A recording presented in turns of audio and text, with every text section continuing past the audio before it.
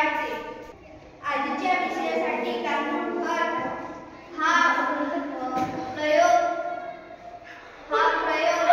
निर्माण केलेला आहे। याच्यामध्ये मातीचा खत टाकायचं, जैविक कचरा टाकायचं, गांडूळ टाकायचं आणि ओलावा ठेवा आणि याला हवाला सावलीमध्ये ठेवायचं।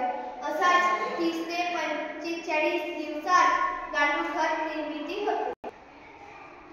याच्यामध्ये गांडूळ टाकल्यानंतर वेगळा पण करता येतो।